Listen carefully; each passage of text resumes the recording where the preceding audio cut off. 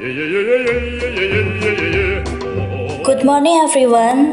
I'm glad to see you all. Today we are group 5 would like to present macroeconomic theory. In this presentation, we will discuss about the first liquidity preference and the second LM function and market equilibrium and the third monetary policy and money supply and the last grip of the LM function and concrete example in Indonesia. But firstly, let me introduce our member. For the first, Afifah Nur Amelia with student ID 137 and the second, Elsa Iza Humaidah with student ID 147 and then Karina Nindya Kristiana with student ID 113 and then Roykan Effendi with student ID 124, last Nugroho Adiwibowo with student ID 082.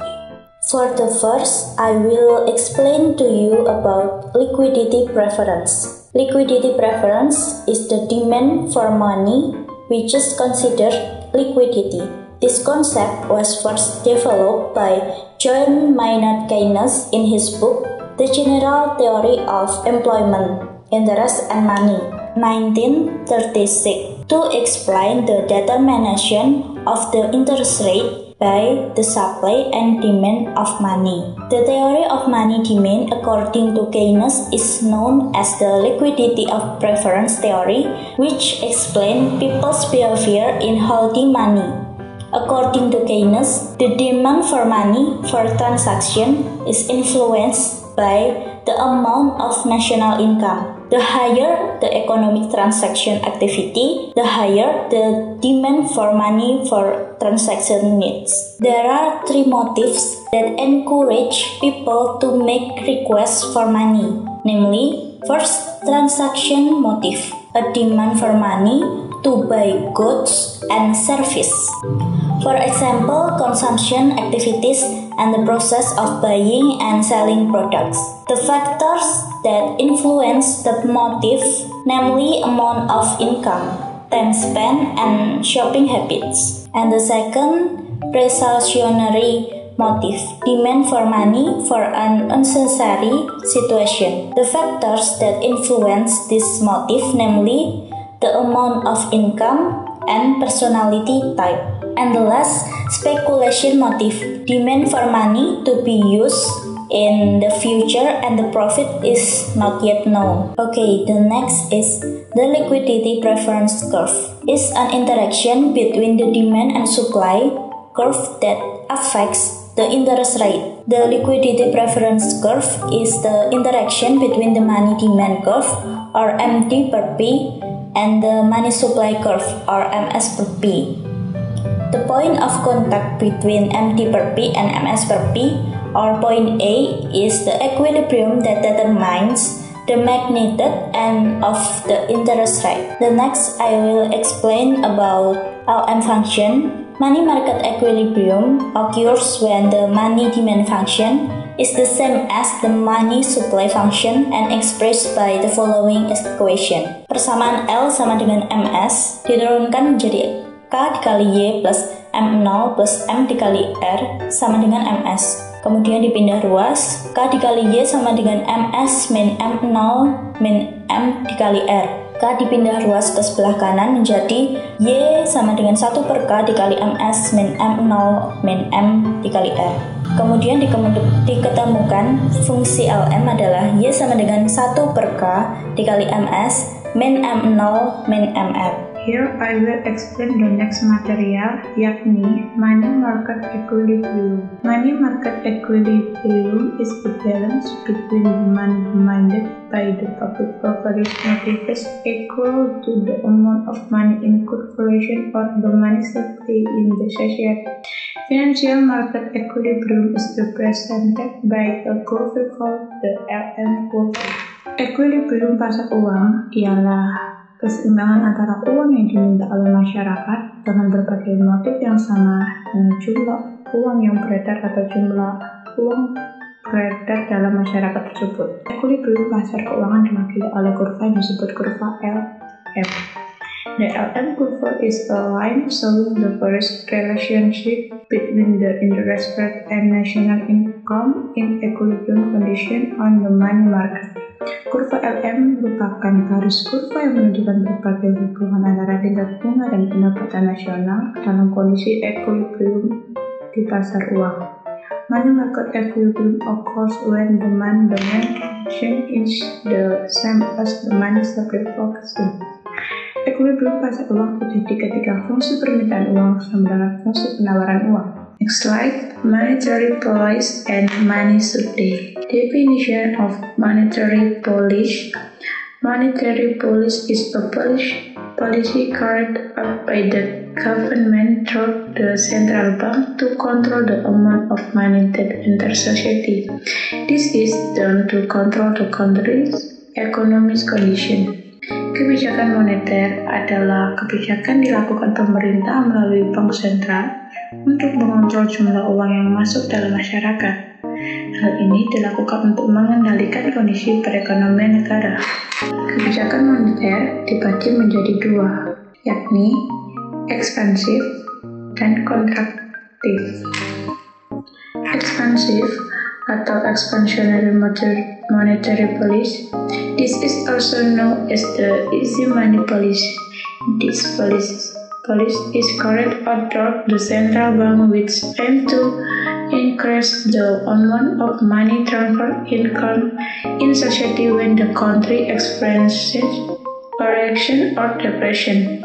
Several ways of implementing these policies can lower interest rates, buy security, lower cash reserve, and make it easier to present credit.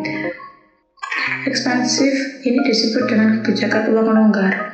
Kebijakan tersebut dilakukan melalui bank sentral yang bertujuan untuk menambah jumlah uang yang dialihkan di masyarakat ketika negara mengalami resesi atau depresi. Beberapa cara memperlakukan kebijakan ini dapat menurunkan suku bunga, membeli surat berharga, dan menurunkan cadangan kas, serta mempermudah mempersembahkan kredit. Jenis kebijakan yang kedua yaitu monetary contraction policy. This is also known as tight money policy, namely a policy through the central bank to reduce the circulation of the amount of money when the country experiences inflation. Several actions related to the policy include rising interest rates, rising cash, selling Bank Indonesia certificates atau SBI, and lightening credit terms.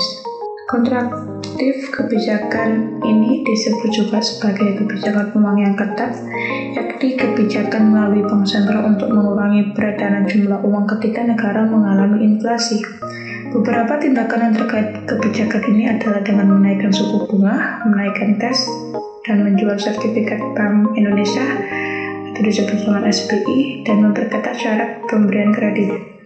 Tujuan kebijakan moneter ini tidak statis, namun bersifat dinamis karena selalu disesuaikan dengan kebutuhan perekonomian suatu negara.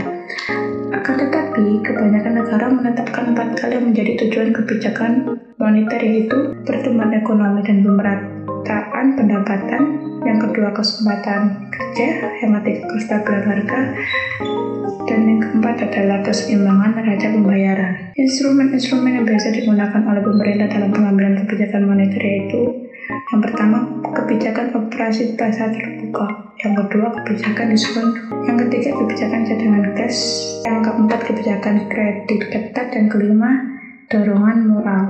The objectives of monetary policy are not static, but it is a dynamic because they are always adjusted to the needs of a country's economy.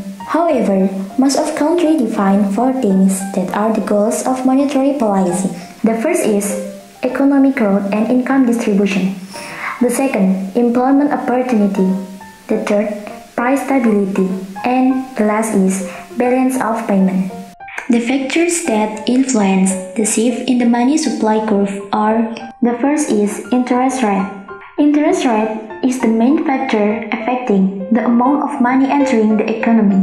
If the interest rate is too high, the business world will be sluggish. The second is inflation rate. High inflation can paralyze the economy. Public purchasing power is low, and company cannot sell the goods and service it over national production and income level.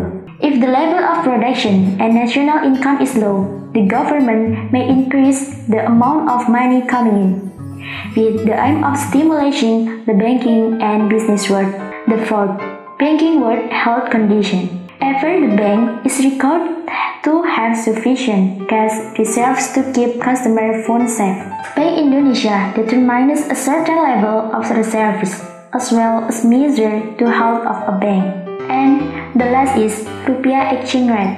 If the rupiah exchange rate decrease, the government will decrease the measured amount of rupiah so that it is accordance with the law of balance of demand and supply. The interest rate will increase and the value of the rupiah will rise. The instruments commonly used by the government in making monetary policy. The first is open market operation policy. Open market operation are one of the policies taken by the central bank to reduce or increase the money supply.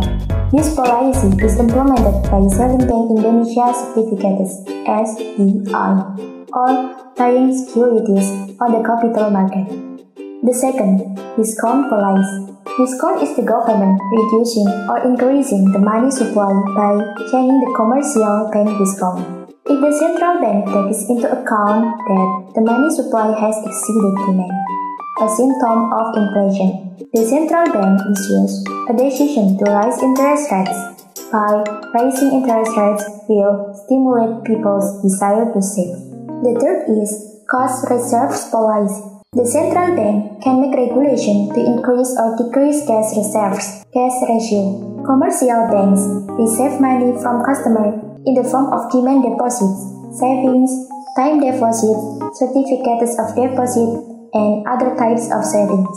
There is a certain percentage of money deposited by customer and cannot be borrowed. The fourth, strict credit policy. Credit is still given by commercial banks, but the granting must strictly be based on the 5C equipment, namely character, capability, collateral, capital, and condition of economy. With a strict credit policy, the amount of money in circulation can be monitored. This policy steps is usually taken when the economy is expressing symptoms of inflation. And the last is moral encouragement policy. The central bank can also influence the money supply with announcement.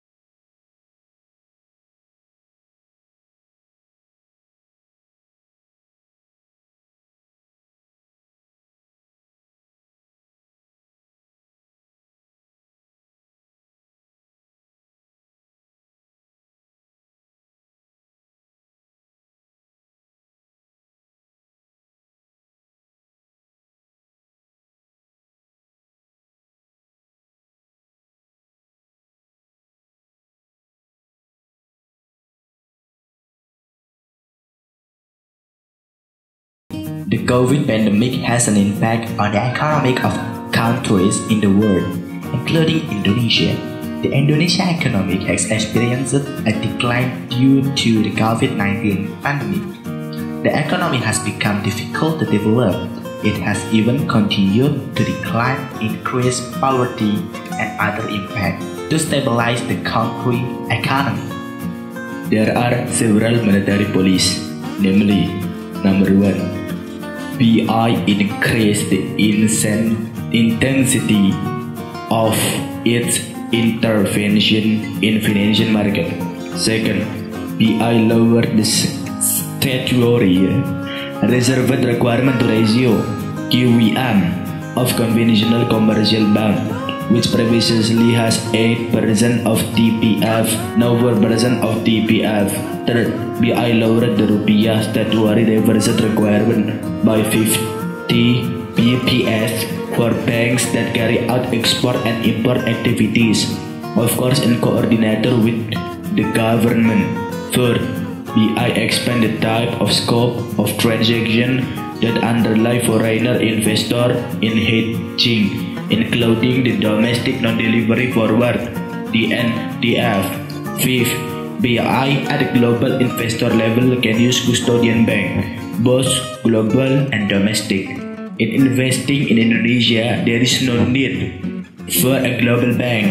Some global investors have used domestic custodian bank. Thank you. That's all our presentation from Group 5 about macroeconomic theory. Goodbye and thank you for listening. Hey.